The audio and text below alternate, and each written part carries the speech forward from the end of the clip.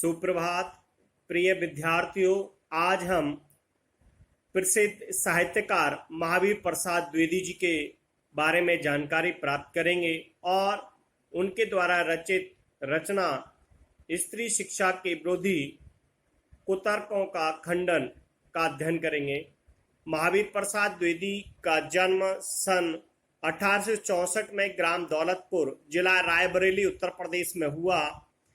परिवार की आर्थिक स्थिति अच्छी न होने के कारण स्कूली शिक्षा पूरी कर उन्होंने रेलवे में नौकरी कर ली।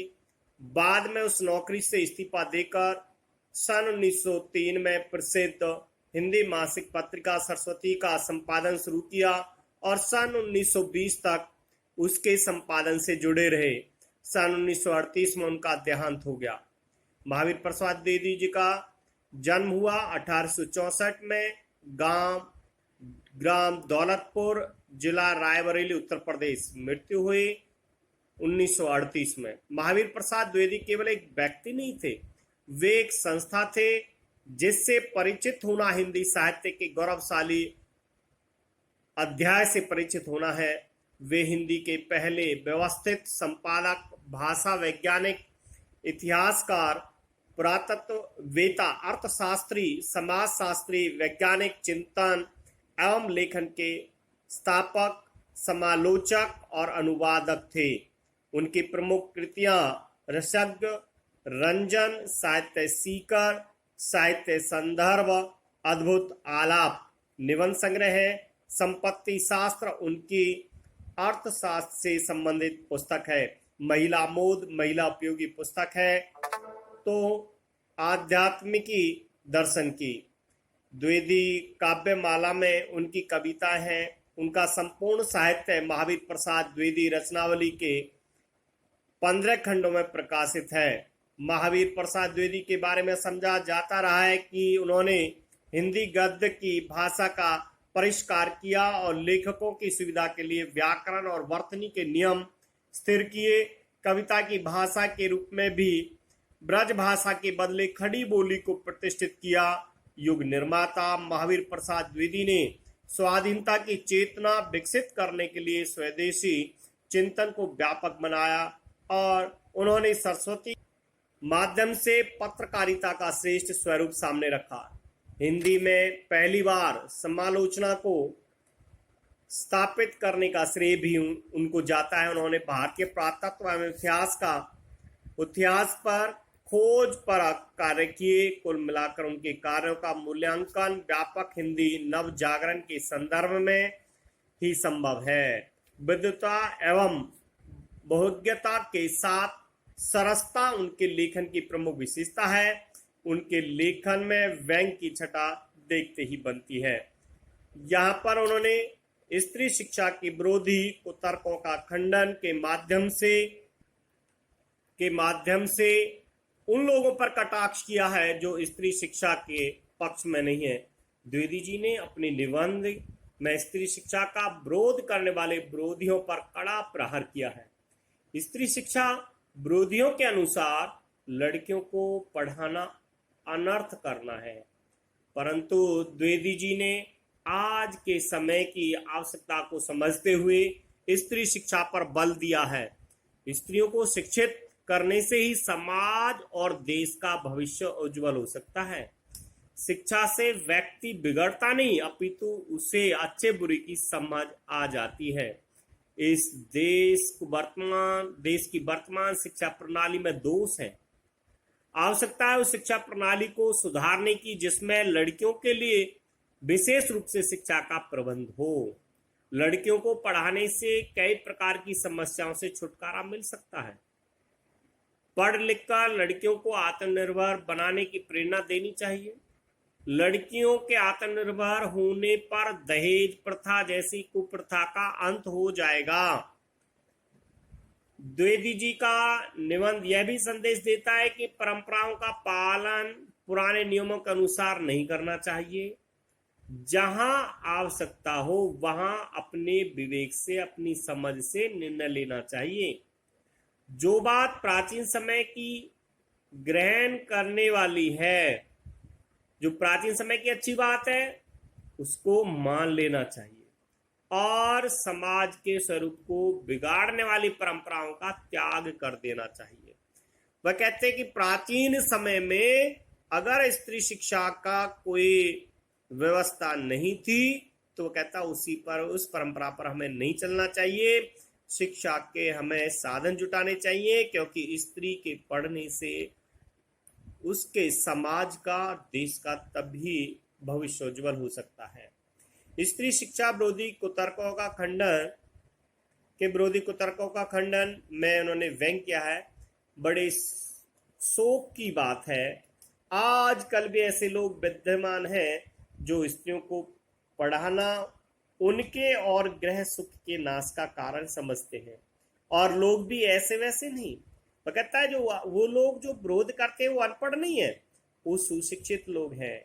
ऐसे लोग जिन्होंने बड़े बड़े स्कूलों, शायद कॉलेजों में भी शिक्षा पाई है, जो धर्मशास्त्र और संस्कृत के ग्रंथ साहित्य से परिचय रखते हैं और जिनका पेशा कुशिक्षितों को सुशिक्षित करना, कुमार्गियों को सुमार्गी बनाना और अधार्मिकों को धर्म तत्व समझाना है, उनकी दलीलें सुन लीजिए।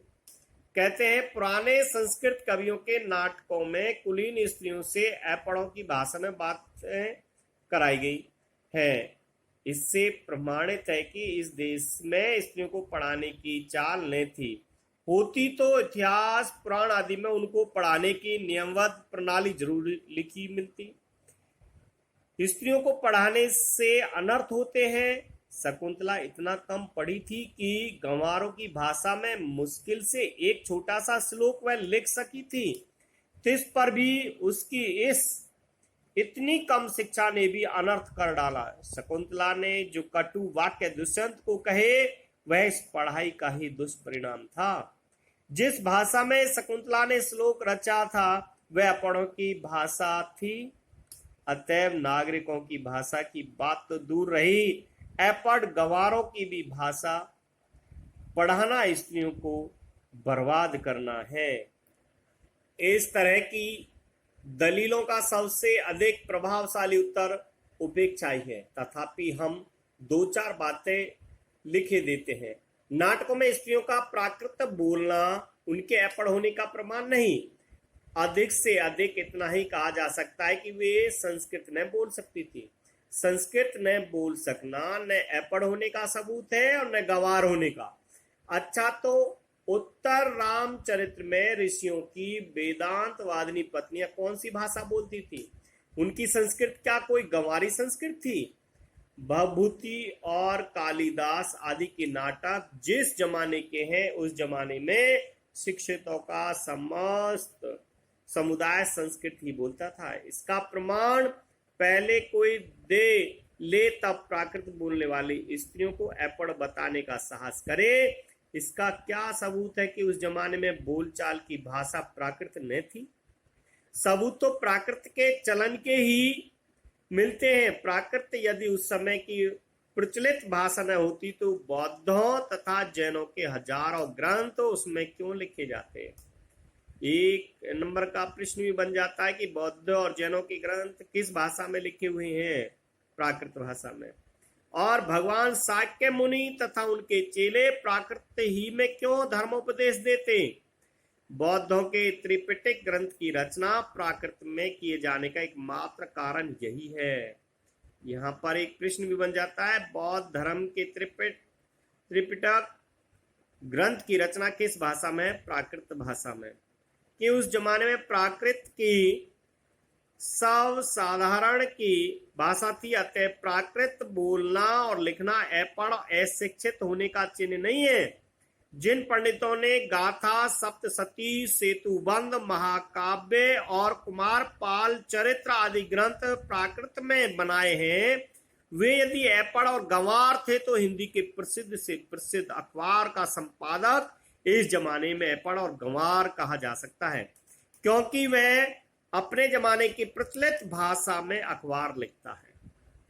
हिंदी, बांग्ला आदि भाषाएं आजकल की प्राकृत हैं। सोरसेनी, मागधी, महाराष्ट्री और पाली आदि भाषाएं उस जमाने की थीं। प्राकृतिक पढ़कर भी उस जमाने में लोग उसी तरह सभ्य, शिक्षित और पंडित हो सकते थे जिस तरह की हिंदी, बांग्ला, मराठी आदि भाषाएं पढ़कर इस जमाने में हम हो सकते हैं। फिर प्राकृतिक बोलना अपढ़ होने का सबूत है, यह बात कैसे मानी जा सकती है? जिस समय आचार्यों ने नाट्य शास्त्र संबंधी नियम बनाए थे उस समय सर्वसाधारण की भाषा संस्कृत न थी। चुने हुए लोग ही संस्कृत बोलते या बोल सकते थे। इसी से उन्होंने उनकी भाषा संस्कृत और दूसरे लोगों तथा स्त्रियों की भाषा प्राकृत रखने का नियम कर दिया। पुराने जमाने में स्त्रियों के लिए कोई विश्वविद्यालय न था। फिर नियमबद्ध प्रणाली का उल्लेख आदि पुराणों में न मिले तो क्या आश्चर्य, और उल्लेख उसका कहीं रहा हो पर नष्ट हो गया हो तो? पुराने जमाने में विमान उड़ते थे, बताइए उनके बनाने की विद्या सिखाने वाला कोई शास्त्र? बड़े बड़े जहाजों पर सवार होकर लोग द्वीपांतरों को जाते थे, दिखाइए जहाज बनाने की नियमबद्ध प्रणाली के दर्शक ग्रंथ। पुराण आदि में विमानों और जहाजों द्वारा की गई यात्राओं के हवाले देखकर उनका अस्तित्व तो हम बड़े गर्व से स्वीकार करते हैं, परंतु पुराने ग्रंथों में अनेक प्रगल्भ पंडितों के नामोल्लेख देखकर भी कुछ लोग भारत की तत्कालीन स्त्रियों को मूर्ख, अपढ़ और गंवार बताते हैं। इस तर्क शास्त्रज्ञता और इस न्यायशीलता की बलिहारी वेदों को प्राय सभी हिंदू ईश्वर कृत मानते हैं। सो ईश्वर तो वेद मंत्रों की रचना अथवा उनका दर्शन विश्ववरा आदि स्त्रियों से करावें और हम उन्हें ककहरा पढ़ाना भी पाप समझें। शीला और विद्या आदि कौन थी? वे स्त्री थी या नहीं? बड़े बड़े पुरुष कवियों से आदृत हुई हैं या नहीं? संगधर पद्धति में उनकी कविता के नमूने हैं या नहीं? बौद्ध ग्रंथ त्रिपिटक के अंतर्गत थेरी गाथा में जिन सैकड़ों स्त्रियों की पद्य रचना उद्धृत है, वे क्या अपढ़ थी? जिस भारत में कुमारिकाओं को चित्र बनाने, नाचने, गाने बजाने, फूल चुनने, हार गूंथने, पैर मलने तक की कला सीखने की आज्ञा थी, उनको लिखने पढ़ने की आज्ञा न थी? कौन विज्ञ ऐसी बात मुख से निकालेगा? और कोई निकाले भी तो मानेगा कौन?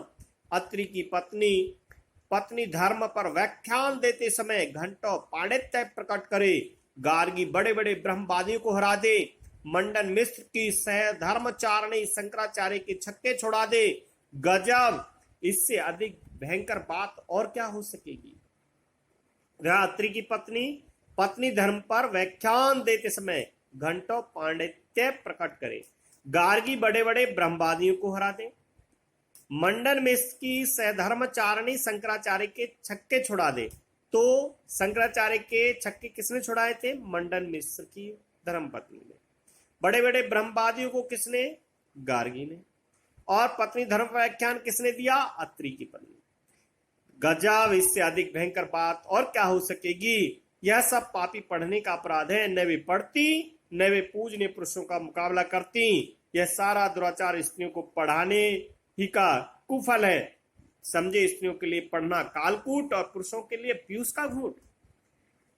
ऐसी ही दलीलों और दृष्टांतों के आधार पर कुछ लोग स्त्रियों को अपढ़ रखकर भारतवर्ष का गौरव बढ़ाना चाहते हैं। मान लीजिए कि पुराने जमाने में भारत की एक भी स्त्री पढ़ी लिखी न थी, न सही उसमें स्त्री को पढ़ाने की जरूरत न समझी गई होगी। अब तो है, अतः पढ़ाना चाहिए। हमें सैकड़ों पुराने नियमों, आदेशों, प्रणाली को तोड़ दिया है या नहीं? तो चलिए स्त्रियों को पढ़ने के इस पुराने चाल को भी तोड़ दें। हमारी प्रार्थना तो यह है कि स्त्री शिक्षा के विपक्षियों को क्षण भर के लिए इस कल्पना को अपने मन में स्थान न देना चाहिए कि पुराने जमाने में यहाँ की सारी स्त्रियां अपढ़ थी अथवा उन्हें पढ़ाने की आज्ञा न थी। जो लोग पुराणों में पढ़ी लिखी स्त्रियों के हवाले मांगते हैं उन्हें श्रीमद् भागवत दशम स्कंद के उत्तरार्ध का 53वां अध्याय पढ़ना चाहिए। उसमें रुक्मणी हरण की कथा है। रुक्मणी ने जो एक लंबा चौड़ा पत्र एकांत में लिखकर एक ब्राह्मण के हाथ श्री कृष्ण को भेजा था, वह तो प्राकृत में न था। उसके प्राकृत में होने का उल्लेख भागवत में तो नहीं। उसमें रुक्मणी ने जो पांडित्य दिखाया है वह उसके अपढ़ और अल्पज्ञ होने अथवा गंवारपन का सूचक नहीं। पुराने ढंग के पक्के सनातन धर्म अवलंबियों की दृष्टि में तो नाटकों की अपेक्षा भागवत का महत्व बहुत ही अधिक होना चाहिए। इस दशा में यदि उनमें से कोई यह कहे कि प्रातकालीन स्त्रियां पढ़ होती थी तो इसकी बात का विश्वास करने की जरूरत नहीं। भागवत की बात यदि पुराणकार या कवि की कल्पना मानी जाए तो नाटकों की बात उससे भी गई बीती समझी जानी चाहिए। कहते हैं कि यहाँ पर स्त्रियों को पढ़ाना वगैरह नहीं पढ़ाया जाता था। उस प्राचीन प्रथा को बदलकर वह कहता है स्त्री शिक्षा के लिए बड़े बड़े कॉलेज और स्कूल खोले जाएं।